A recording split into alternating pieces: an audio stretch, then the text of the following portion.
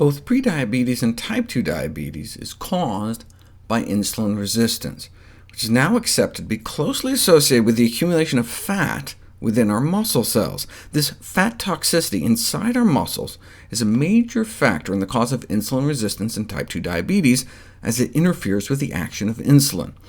I've explored how fat makes our muscles insulin resistant, how that fat can come from the fat we eat or the fat we wear, and how all fats are not the same. It's the type of fat found predominantly in animal fats relative to plant fats that appears to be especially deleterious with respect to fat-induced insulin insensitivity. But this insulin resistance in our muscles starts years before diabetes is diagnosed. This is a graph of fasting blood sugars in the 13 years prior to the onset of diabetes. Insulin resistance starts over a decade before diabetes is actually diagnosed, as blood sugar levels slowly start creeping up.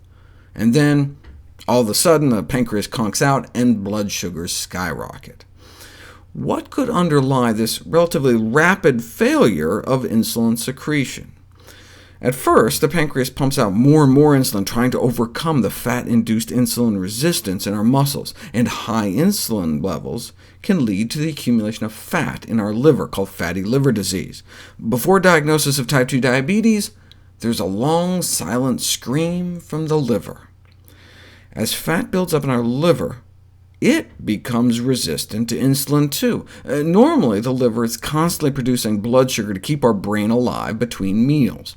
As soon as we eat breakfast, though, the insulin released to deal with the meal normally turns off liver glucose production, which makes sense, since we don't need it anymore. But filled with fat, the liver becomes insulin resistant like our muscles, and so doesn't respond to the breakfast signal, and so keeps pumping out blood sugar all day long on top of whatever we eat.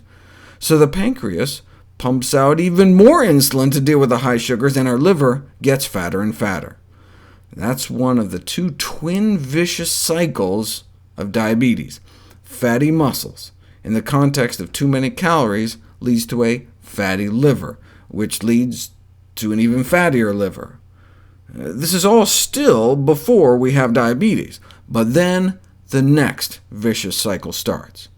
Now, fatty liver can be deadly, so the liver starts trying to offload the fat by dumping it back into the bloodstream in the form of something called VLDL, and that starts building up in the cells of the pancreas that produce insulin in the first place. So now we know how diabetes develops.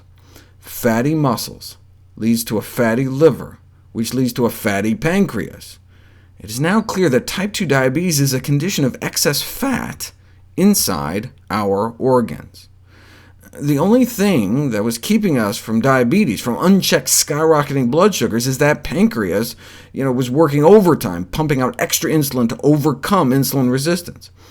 But as the so-called islet or beta cells in the pancreas are killed off by the fat buildup, insulin production starts to fail, and we're left with the worst of both worlds, insulin resistance combined with a failing pancreas.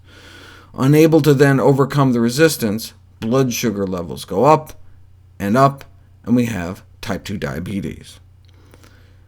This has implications for cancer as well.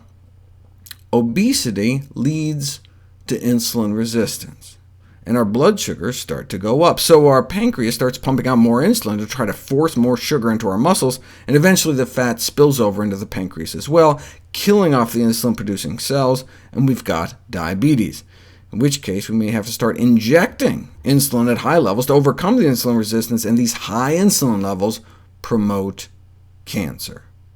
That's one of the reasons we think obese women get more breast cancer. It all traces back to fat getting into our muscle cells, starting insulin resistance, fat from our stomach, or fat going into our stomach. So now it should make sense why the American Diabetes Association also recommends reduced intake of dietary fat as a strategy for reducing the risk of developing diabetes.